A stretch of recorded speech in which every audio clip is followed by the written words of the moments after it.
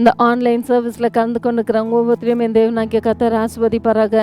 அன்பான கர்த்தருடைய பிள்ளைங்களை கடந்த மாதம் முழுக்க கர்த்தர் நம்மளை பாதுகாத்து வந்தார். இந்த நாட்களில் நம்ம இன்னும் ஒரு சில நாளில் இந்த மாதத்தையே நம்ம முடிக்க போகிறோம்.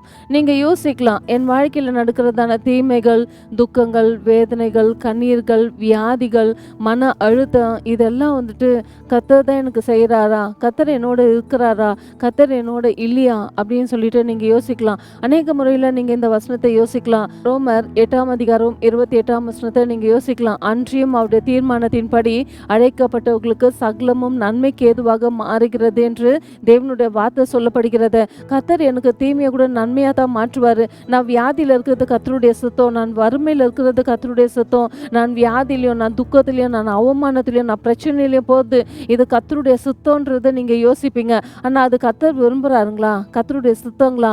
நம்ம வேலை செய்யாம, நம்ம சோம்பேறித்தனமாக படிக்காமல், நம்ம சுசுப்பான காரியங்கள் எதுவுமே செய்யாத கர்த்தர் தான் இந்த காரியத்தை செய்கிறார், கர்த்தர் தான் இந்த காரியத்தை செய்கிறாருன்ட்டு நம்ம சொல்லலாங்களா? ஏன்னா தேவன் அப்படி சொல்கிறாருங்களா? அன்றியும் அவருடைய தீர்மானத்தின்படி அழைக்கப்பட்டவர்களுக்கு சகலமும் நன்மைக்கு ஏதுவாக மாறுகிறது. இந்த வசனத்தை வச்சுட்டு ஆண்டவர் தான் இந்த தீமையெல்லாம் நம்மளுக்கு நன்மையாக மாற்றுறாருன்ட்டு ஒரு நாள் கர்த்தர் அப்படி செய்கிற தேவன் அல்ல. நம்ம தான் இந்த வசனத்தை தவறான விதத்தில் புரிஞ்சுன்னு இருக்கிறோம். நீங்கள் யோசித்து பாருங்களேன், யோசிப்புடைய வாழ்க்கையில் கவனித்து பாருங்கள். யோசேப்பு கூட பிறந்த சகோதரர்களால் பகைக்கப்படுறாங்க. ஏன் பகைக்கப்படுறாங்க? தகப்பனார் யோசேப்பை அதிகமாக நேசிச்சாரு. அவருக்கு விருப்பமானதெல்லாம் செய்து அவரை நேசித்து பார்த்ததுனால கூட பிறந்த சகோதரர்களுக்கு பொறாமையினால அவங்க என்ன பண்ணுறாங்க தெரியுங்களா?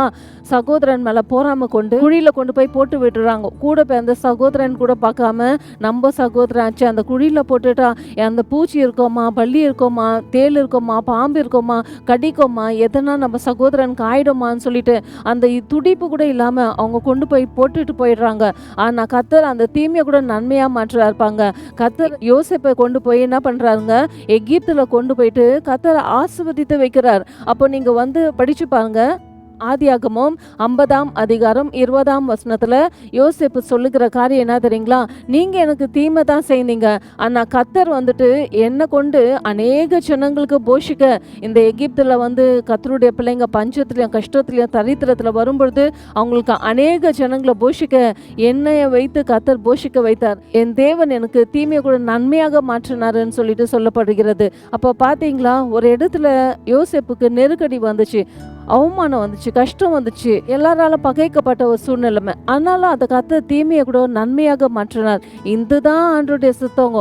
நம்ம நினச்சிக்கிறோம் நம்மளுக்கு வருகிற வியாதிங்கோ, நம்மளுக்கு வருகிற துக்கங்கள், நமக்கு வருகிற அவமானங்கள், நம்ம சோம்பேறித்தனமாக இருந்து நம்ம உடம்பை நம்ம சரியான விதத்தில் கவனிக்காம செய்ய வேண்டிய கடமைகளை செய்யாத கர்த்தர் மேலே போட்டுறோம். அன்றியும் அவருடைய தீர்மானத்தின்படி அழைக்கப்பட்டவர்களுக்கு தேவன் நன்மைக்காக தான் மாற்றுறாரு. இந்த வியாதி இது நன்மைக்கு தான், இந்த கஷ்டம் இது நன்மைக்கு தான், இந்த தரித்திரம் இது நன்மைக்கு தான் நினைச்சுக்கிறோம். ஒரு நாள் கர்த்தர் தீமை செய்கிற தேவன் அல்ல, அவர் நன்மை செய்கிற தேவன். நம்ம ஆராதிக்கிற தேவன் அவர் ஜீவனுள்ள தேவன், நம்ம ஜெபத்தை கேட்கிற தேவன். நம்ம ஒரு காரியத்துக்காக ஜெபிக்கும் பொழுது கர்த்தர் நம்ம ஜெபத்துக்கு பதில் தருகிறார். ஒரு சில ஜெபங்கள் தாமதிக்கலாம், ஒரு சில நன்மைகள் லேட்டாக வரலாம், அதனால அதை கர்த்தர் நன்மைக்காக மாற்றுவார். யோசேப்பு வாழ்க்கையை பார்த்தீங்களா? அந்த தீமையை கூட சகோதரர்கள் தீமை செய்தார்கள், கர்த்தர் அந்த தீமையை கூட நன்மையாக மாற்றினார். உங்களுக்காக நான் ஒரு சம்பவத்தை சொல்கிறேன் பாருங்க. ஒரு சகோதரி இருந்தாங்களாம். அந்த சகோதரியுடைய வீடு எங்கே தெரியுங்களா இருந்துச்சுங்களா? மலை மேலே இருந்துச்சுங்களாம். மலை மேலே இருந்தால் அந்த சகோதரி என்ன பண்ணுவாங்களாம் தெரியுங்களா? ஒவ்வொரு முறையும் தண்ணி எடுக்கிறதுக்கு அவங்க கீழே தான் வருவாங்களாம். கீழே அவங்க தண்ணி எடுத்துகிட்டு மேலே போகணுமா. அப்போ மேலே அப்படி போகிறதான நேரத்தில் தலை மேலே வச்சுட்டு இருக்கிற குடத்துல தண்ணி ஃபுல்லாக இருக்குங்களாம். ஆனால் அவங்க இடுப்பு பாகத்தில் வச்சுட்டு இருப்பாங்க பார்த்தீங்களா, அதில் தண்ணி அரைபாகம் தான் இருக்குமா. ஒவ்வொரு முறையும் அவங்க மேலே போகும்பொழுது அரைபாகம் தான் இருக்கும், ஆனால் அவங்க தண்ணி பிடிச்சுன்னு போகிறது 2 குடம் தண்ணிங்களாம். அப்போ ஒவ்வொரு முறையும் இதே மாதிரி ஆகும் பொழுது ஒரு குடம் சொல்லிச்சான், பாரு வீட்டுக்கு வரும்பொழுது நான் தான் முழுக்க தண்ணி ஃபுல்லாக பாத்திரம் நிறைய வரேன், ஆனால் நீ வரும்பொழுது என்ன பண்ணுற, எல்லா தண்ணியும் கீழே பாதி பாகம் கொட்டி போகுது, பாதி பாகம் தான் நீ வர்ற வீட்டுக்கு அப்படின்னு சொல்லிட்டு ஒரு குடம் சொல்லிச்சுங்களாம். அப்போ இந்த குடத்துக்கு சொல்ல முடியாத துக்கம், ஒரு வேதனை. ஏன் நான் மட்டும் பாதி குடம் தான் தண்ணி வரேன், நான் முழுக்க தண்ணி எடுத்துட்டு வீட்டுக்கு வர்றதே இல்லையேன்னு சொல்லிட்டு இந்த குடம் ரொம்ப பெஜார் பட்டுங்களாம். அதுக்கு பிறகு தான் தெரிய வந்துச்சான், அந்த சகோதரி மேலேருந்து கீழேருந்து மேலே போவாங்க பிள்ளைங்கோ. அந்த நேரத்தில் அந்த குடத்துல ஒரு சின்ன ஓட்டை, அந்த சின்ன ஓட்டையில் தண்ணி தெளித்த மாதிரி வராங்களாம். அப்போது அவங்க கீழேருந்து தண்ணி மேலே கொண்டு போகிறதுக்குள்ளோ பாதி தண்ணி கீழே போயிடும். எப்படி போயிடும்னா அந்த ஓட்டைக்குள்ளேருந்து தெளித்த மாதிரி தண்ணி போகிறதுனால அங்கே ஓரத்தில் இந்த ஓரத்துலலாம் இருக்கும் பாருங்க, அதில் தண்ணி அப்படியே ஸ்ப்ரிங்கிள் ஆன மாதிரி தெளித்த மாதிரி ஆகுறதுனால அங்கே இருக்கிற செடிங்கள்லாம் அப்படியே பூ பூத்து பார்க்கறதுக்கே அவ்வளோ பச்சை பசேன்னுட்டு கீழேருந்து மேலே அவங்க வீடு பார்க்கறதுக்கு அவ்வளோ அழகாக இருந்துச்சுங்களா. அதுக்கு காரணம் எது தெரியுங்களா? இந்த ஓட்டை குடம் தான். கர்த்தருடைய பிள்ளைங்களே, அநேக முறையில் உங்கள் வாழ்க்கையில் நீங்கள் ஏமாந்த நிலைமையிலையும் தோத்த நிலைமையிலையும் நீங்கள் நான் வாழ்க்கையில் எல்லாத்துலையும் ஏமாந்து போயிட்டு இருக்கிறேன்னு, நான் கஷ்டப்படுறேன்னு, ஆண்டவரே எனக்கு எதுவுமே இல்லையா, நான் இந்த நிலைமையில் இருக்கிறேன்னு சொல்லி நீங்கள் ஏமாந்து போகலாம். ஆனால் கர்த்தர் உங்களை கூட எல்லாரையும் கனமான பாத்திரமாக தான் படித்து வச்சுருக்காரு. எல்லாரையுமே கர்த்தர் ஆசீர்வாதமாக தான் படித்து வச்சுக்கிறாரு. அன்றியும் அவருடைய தீர்மானத்தின்படி அழைக்கப்பட்டவர்களுக்கு சகலமும் நன்மைக்கு ஏதுவாக மாறுகிறது என்று.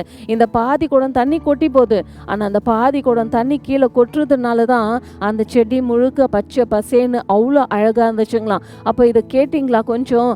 அப்போ உங்கள் வாழ்க்கையில் நீங்கள் தீமையை அனுபவிக்கிறீங்களா? கர்த்தர் நிமித்தம் நீங்கள் தீமையை அனுபவிக்கிறீங்களா? தேவனுடைய காரியத்தினால நீங்கள் தீமையை அனுபவிக்கிறீங்களா? இல்லை நல்ல காரியத்தினால நீங்கள் சில சமயத்தில் தீமையை அனுபவிக்கிறீங்களா?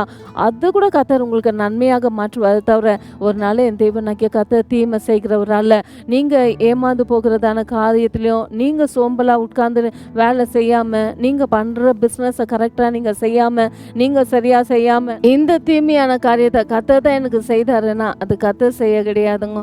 கர்த்தருடைய பிள்ளைங்களே, நம்மளுடைய சோம்பல், நம்மளுடைய அசதியான காரியத்தில் தான் வாழ்க்கையில் நம்ம ஏமாந்து போகிறது. இந்த வேலையில் ஆண்டவரே இந்த மாதம் முழுக்க நான் ஏமாந்து போனேன்னு, நான் கஷ்டத்துலேயும் தரித்திரத்துலேயே போனேன்னு, இதை கர்த்தர் தான் செய்தாருன்ட்டு நீங்கள் சொல்லாதீங்க. அப்படி இருந்தால் ஆண்டவர்கிட்ட கேளுங்க, ஆண்டவரே இப்போ வரப்போகிறதான மாதத்தில் நான் புதிய ஆசீர்வாதங்களை புதிய நன்மைகளை நான் பெற்றுக்கொள்ள வேண்டும், எனக்கு நீங்கள் உதவி செய்யுங்கன்னு ஆண்டவர்கிட்ட கேளுங்க. ஆண்டவர் கண்டிப்பாக உங்களுக்கு உதவி செய்வார். இந்த வேலையில் கண்களை மூடி நம்ம ஜெபிக்கலாங்களா? சோதரம் அப்பா, எங்களை அதிகமாக நேசிக்கிற எங்கள் சிவனுள்ள தகப்பன உமக்கு நன்றி. இந்த ஆன்லைன் சர்வீஸில் கலந்து கொண்டுக்கிற ஒவ்வொரு பிள்ளைகளையும் என் தேவனாகிய கர்த்தர் நீங்கள் ஆசீர்வதிங்க அப்பா. இந்த கடந்த மாதம் முழுக்க நீங்கள் பிள்ளைங்களை பாதுகாத்தீங்களே, அதுக்காக நன்றி. இயேசுவின் நாமத்தினால் வருகிற பலவீனங்கள், வியாதிகள், தரித்திரங்கள், ஏழ்மைகள், கஷ்டம், நிலைமைகள் இவைகளை பார்க்கும்போது கர்த்தர் தான் எனக்கு வாழ்க்கையில் இப்படியெல்லாம் செய்கிறாருன்ட்டு பிள்ளைங்க ஒரு நாளில் நினைக்காத படிக்கிறேன்ச்சா அப்பா. நீங்கள் ஒரு நாளும் தீமை செய்கிற தேவன் அல்ல அப்பா. கர்த்தாவே இயேசுவின் நாமத்தினால ஒவ்வொரு பிள்ளைகளுக்குள்ளாக ஒரு தெளிவை கர்த்தர் நீங்கள் தாங்க. என் தேவன் நன்மை தான் செய்வார், தீமை செய்ய மாட்டாருன்ட்டு உம்முடைய வார்த்தை அப்பா பிடித்து கொண்டு அன்றியும் அவருடைய தீர்மானத்தின்படி அழைக்கப்பட்டவர்களுக்கு சகலமும் நன்மைக்கு ஏதுவாக மாறுகிறது என்று அப்பா. இவர்கள் செய்கிற தவறு கர்த்தர் மேலே வைக்காதபடிக்கு இவர்கள் வாழ்க்கையில் ரஞ்சா ஒரு சில சமயத்தில் இவர்கள் வாழ்க்கையில் தோல்விகளையும் ஏமாற்றங்களும் பிரச்சனைகளும் பார்க்கலாம். ஆனால் அவைகளை பார்க்கும்போது பிள்ளைங்க அப்பா வாழ்க்கையில் சோர்ந்து போகாதபடிக்கு என் தேவன் எல்லா சூழ்நிலைமையை மாற்றி என்னை ஆசீர்வதிப்பார், என்னை நல்லா உயர்ந்த இடத்துல வைப்பாருன்ட்டு நினைக்க என் தகப்பன் உதவி செய்யுங்க. யோசேப்பும் பிரச்சனையின் மத்தியில், கஷ்டத்தின் மத்தியில், வேதனையின் மத்தியில் போகிற நேரத்தில் அப்பா நீங்கள் யோசேப்பை வைத்து அப்பா பல ஜனங்களுக்கு அப்பா நீங்கள் ஆசீர்வதித்து வைத்தீங்களே, அதே போல் பிள்ளைங்களை கர்த்தர் நீங்கள் ஆசீர்வாதமாக வைங்க. இயேசுவின் நாமத்தில் நாங்கள் ஜெபிக்கிறோம் எங்கள் நல்ல பிதாவே, ஆமென். ஒவ்வொரு வெள்ளிக்கிழமையும் இரவு 7 மணிக்கு சந்தியா ஜெயராஜ் என்ற யூடியூபின் வாயிலாக கர்த்தருடைய வார்த்தை வரும். தொடர்ச்சியாக பார்த்து தேவனுடைய ஆசீர்வாதங்களை பெற்றுக்கொள்ளுங்கள். கர்த்தர் உங்களையும் உங்கள் குடும்பத்தையும் ஆசீர்வதிப்பாராக.